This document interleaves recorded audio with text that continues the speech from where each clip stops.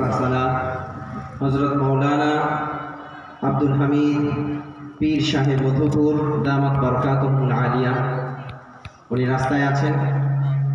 আলহামদুলিল্লাহ এই মুহূর্তে আমাদের মাহফিলের স্টেজের মধ্যে অনেক ওলামা একরাম উপস্থিত আছেন শাক্তা মাদ্রাসার মুহতামিম এবং পীর সাহেব মধুপুরের অন্যতম খলিফা হযরত মৌলানা তসলিম আহমদ সাহেব উপস্থিত আছেন। বিভিন্ন মাদ্রাসার মুহাদ্দিসিন ইকরাম, মুআল্লিমিন ইকরাম এই মুহূর্তে আপনাদের সামনে কোরআন ও সুন্নাহ থেকে গুরুত্বপূর্ণ তাকরীর পেশ করবেন জামিয়া দারুল ইলম মাদ্রাসার সম্মানিত মুহতামিম হযরত মৌলানা মুফতি মাহমুদুল হাসান সাহেব দামাত বরকাতুহুল আলিয়া। হযরতকে তার গুরুত্বপূর্ণ বয়ান পেশ করার জন্য বিনীতভাবে অনুরোধ করছি। আসসালামু আলাইকুম ওয়া রাহমাতুল্লাহি ওয়া বারাকাতুহু। প্রধান অতিথি বাংলাদেশের আমাদের অত্র মাদ্রাসার মুহতামিম সাহেব বলছেন বিপ্লবী সিপাহসালার। আমরা তো মনে করি শুধু সিপাহসালারই না, পুরা বাংলাদেশের প্রত্যেকটা মানুষই শুধু না, পুরা উপমহাদেশের সমস্ত উলামায়ে কিরাম সহ যাকে অন্তর থেকে ভালোবাসে।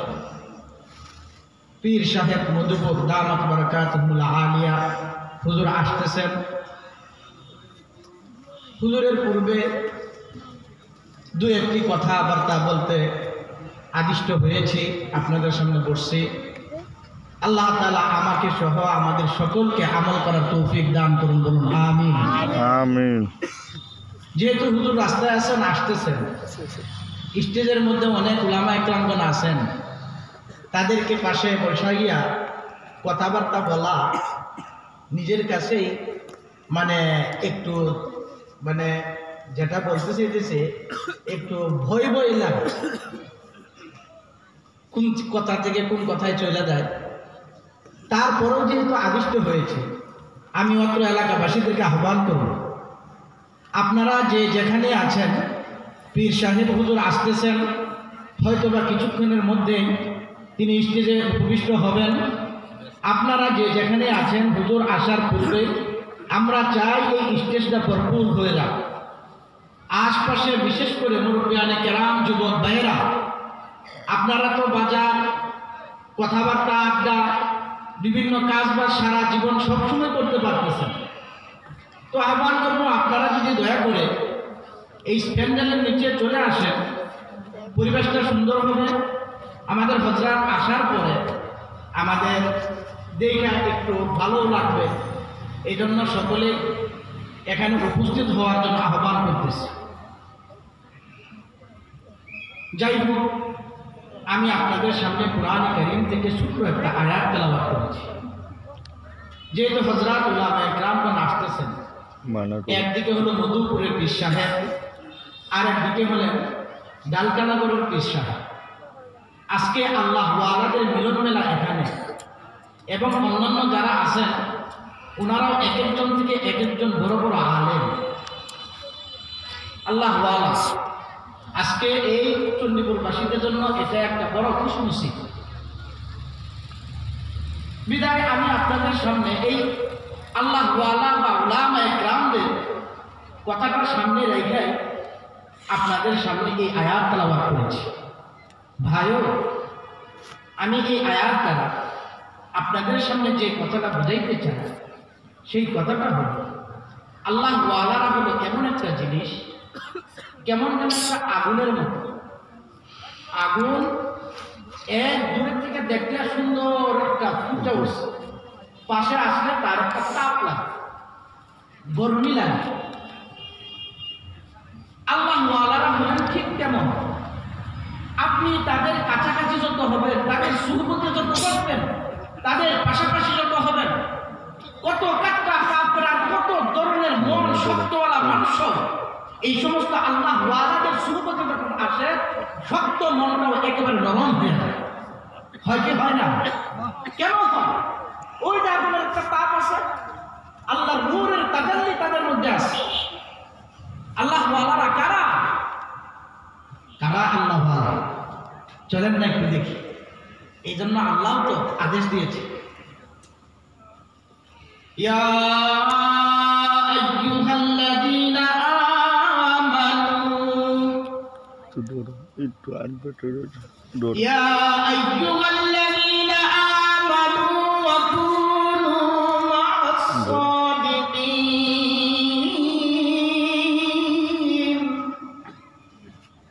ঈমানদার, তুমি যদি ঈমানদার হয়ে থাকো তাহলে আল্লাহ ওয়ালাদের সঙ্গে হও, উলামায়ে কেরামের সঙ্গে হও, যারা আল্লাহ ওয়ালা তাদের কাছাকাছি থাকো।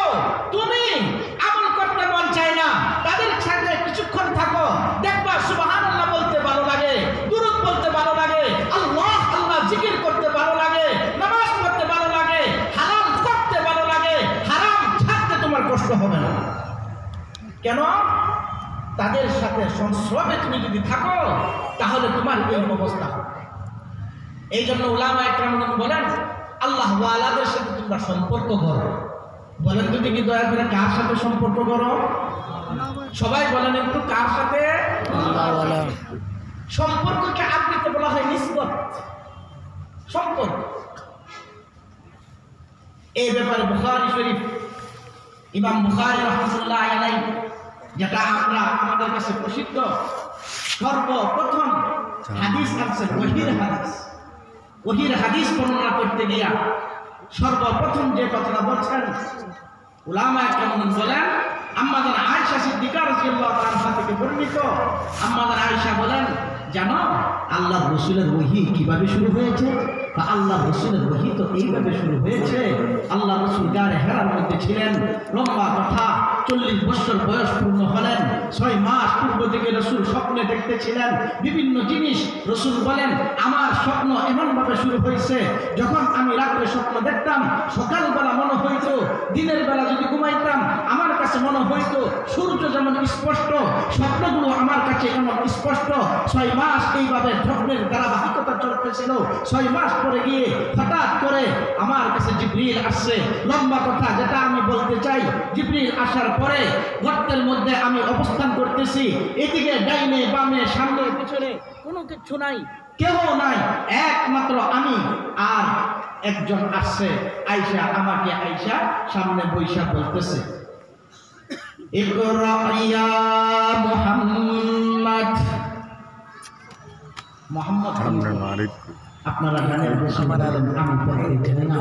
দ্বিতীয়বার আবার বললেন পড়ো, রাসূল বললেন আমি পড়তে জানি না। মাঝখানে কি করলেন? যখনই পড়তে জানি না তখনই দইরা বুকের সাথে চাপ দিছে। রাসূল বলেন এমন ভাবে চাপ দিছে, এমন ভাবে চাপ দিছে, মনে হয় যেন আমার প্রাণটা মুখ দিয়ে বের হয়ে আসবে, এত শক্ত করে চাপ দিছে। চাপ দিয়া ছাইরা বলতেছে, ইকরা ইয়া মুহাম্মদ, পড়ো মুহাম্মদ। আবার বললেন, আবার চাপ দিলেন, আবার বললেন, আবার চাপ দিলেন। 4 বার পর্যন্ত যখন চাপ দিয়া বলতেছে, রাসূল উত্তর দিতেছেন, মা আনা বিকারিইন, আমি পড়তে জানি না, আমি পড়তে জানি না, আমি পড়তে জানি না। 3 বার পড়ার পরে এবার চাপ দিয়া ছাইরা আল্লাহর রাসূল ডাক দিয়া বলেন, লোকটা ডাক দিয়া বলেন, ইকরা বিসমি রাব্বিকাল্লাযী খালাক, ইকরা বিসমি রাব্বিকাল্লাযী খালাক। মুহাম্মদ ওই রবের নামে পড়তে শুরু করুন যে রব আপনাকে সৃষ্টি করেছে। যে রব আপনাকে সৃষ্টি করেছেন সেই রবের নামে পড়া শুরু করেন। আমার এটা বলা মাকসাদ না, মাকসাদ হলো এই জায়গাটার মধ্যে বলছে পড়তে, রাসূল পড়তে জানেন না বলবেন, বলছেন, কিন্তু ফেরেশতা আল্লাহ রাসূলকে চাপ দিলেন কেন? বুঝেন নাই কথা? চাপের সাথে পড়ার সম্পর্ক কি?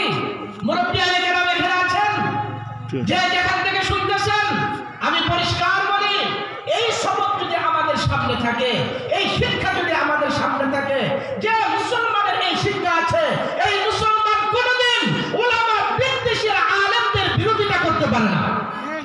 কেন? চাপ দেওয়ার কারণ উলামায়ে কেরাম বলে চাঁদ দিয়া জিবরিলের সাথে আল্লাহর রাসূলের সম্পর্ক তৈরি করছে, মানে তিনার মনোযোগী সম্পূর্ণ মনোযোগটা হযরত জিবরিল ফেরেশতার দিকে করাইছেন। কেন? যদি তোমার দিক অন্যদিকে থাকে, তোমার মনোযোগ যদি অন্যদিকে থাকে, আমি এই মুহূর্তে তোমার কাছে আল্লাহর ওহী নাযিল করব, তোমার অন্তরের ভিতরে দেব, দেওয়ার জন্য তোমার এবং আমার মুখোমুখি হইতে হবে। খোদার কসম, উলামায়ে কেরামের কাছ থেকে সুহবত নিতে হলে মুখোমুখি হইতে হবে, সামনাসামনি আসতে হবে। দূরে থেকে অনেক কিছু বলা যাবে, কিন্তু সামনে আসলে বোঝা যাবে আলেম কি জিনিস, তারা কেমন মানুষ আর কেমন জিনিস। এই সম্পর্ক তৈরি করার জন্য এই সম্পর্ক মুহাদ্দিসিনে কেরাম বলেন 4 প্রকার। আরবিতে বলা হয় নিসবত। নিসবত 4 প্রকার। সম্পর্ক কয় প্রকার? আমার কথা আপনারা বুঝতেছেন নি? যেহেতু লম্বা কথাটা একেবারে সংক্ষেপ করে আনতে একটু এলোমেলো হইতেছে, একটু বুঝতে চেষ্টা করেন, তাহলে আশা করি আপনারা বুঝে ফেলবেন। বলুন তো দেখি, একজন আরেকজনের সাথে সম্পর্ক হয়, সম্পর্ক কয় ধরনের? জুড়ে বলেন, সম্পর্ক কয় ধরনের? 4 ধরনের সম্পর্ক। 1 নম্বর বলা হয় নিসবতে তাসাবি। নিসবতে তাসাবি, সম্পর্ক কেমন করবা আলেমের সাথে, সম্পর্ক কেমন করবা উস্তাদের সাথে, সম্পর্ক কেমন করবা পীর সাহেবের সাথে, সম্পর্ক কেমন করবা মুরব্বির সাথে। তোমার সম্পর্ক এমন হবে নিসবতে তাসাবি বলা হয়, অর্থাৎ সমান সমান সম্পর্ক। কেমন সম্পর্ক? আমার পীর সাহেব এই টুপি মাথায় দেয়, আমি এই টুপি মাথায় দেব। আমার পীর সাহেব এমন জামা পরে, আমিও এমন জামা পরবো। আমার পীর সাহেব এই আঙ্গিকে কথা বলে, আমিও এই আঙ্গিকে কথা বলবো। এক কথায় অবিকল পীর সাহেব, অবিকল উলামা, অবিকল মুরব্বি, অবিকল আলেম, তিনি যেটা করেন আমিও তেমন করব। এটার নাম হলো, এমন সম্পর্কের নাম জাহেরাতান মুসাবি। জাহেরাতান সমান সমান, আরেকটা সমান সমান।